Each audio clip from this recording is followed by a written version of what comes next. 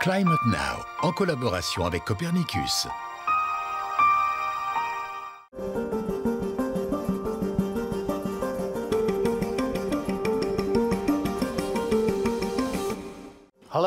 Bonjour et bienvenue dans Climate Now, le magazine mensuel qui vous présente les faits en matière de changement climatique.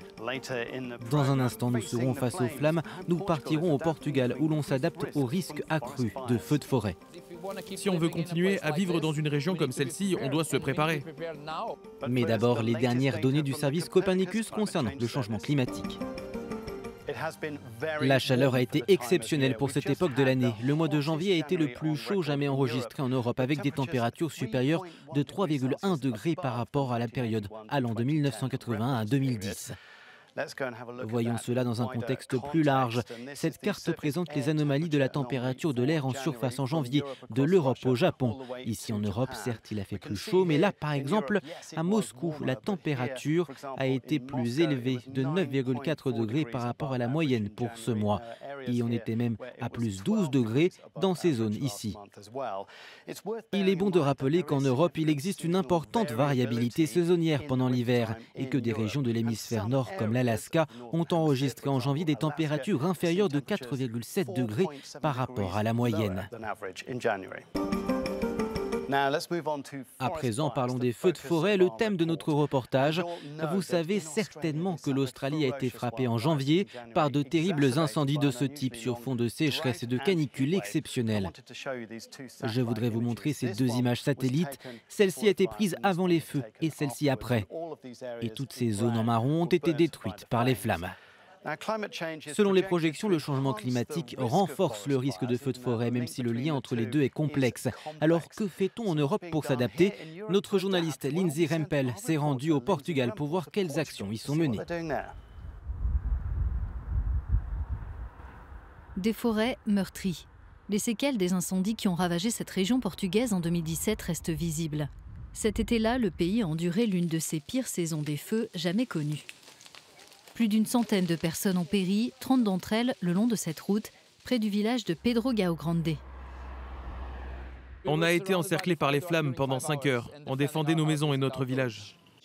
Pour cet habitant de Pedro Gao Grande, les feux de 2017 ont ouvert les yeux de la population locale sur le changement climatique et la nécessité de passer à l'action.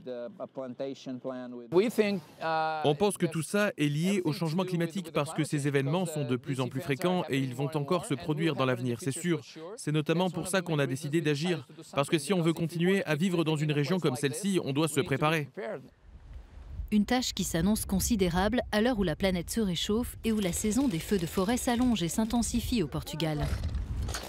Aujourd'hui, la réglementation prévoit l'abattage des arbres sur 10 mètres le long des routes pour stopper la propagation des flammes. Sur les terrains privés, proportionnellement très nombreux au Portugal, si les propriétaires ne défrichent pas leurs parcelles, c'est le nouveau service rural des incendies qui intervient. Autre renfort, plus inattendu, les chèvres de João Pedro. En maintenant l'herbe courte, elles rendent la végétation moins inflammable. Il ne s'agit pour l'instant que d'un programme pilote, mais des expériences similaires sont menées dans tout le pays. Et là où les chèvres et les tronçonneuses ne suffisent pas, le Portugal lutte contre le feu par le feu. Le feu nous est utile, mais il est clair que l'été, il devient notre ennemi. Donc on doit l'employer à bon escient pendant l'hiver. Près de Pedro Gao Grande, les pompiers ruraux ont déclenché un incendie préventif. Ils enflamment la forêt en cette saison pour qu'elle ne se transforme pas en poudrière lors d'un feu cet été. Nous devons exploiter toutes les opportunités pendant l'hiver, le printemps et l'automne pour faire tout ce que nous pouvons en matière de prévention.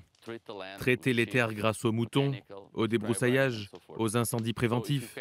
Donc si on peut devancer le feu plutôt que courir après lui, on sera du côté de la sécurité. Pour lui, la question n'est pas de savoir si, mais plutôt quand le Portugal brûlera de nouveau. Et en préparant le pays à faire face à cette nouvelle norme, il estime qu'il peut y avoir une chance de sauver des maisons et des vies. Pour avoir plus d'informations sur les feux de forêt, le changement climatique et retrouver toutes les données présentées dans cette émission, rendez-vous sur notre site euronews.com/climatenow. À bientôt.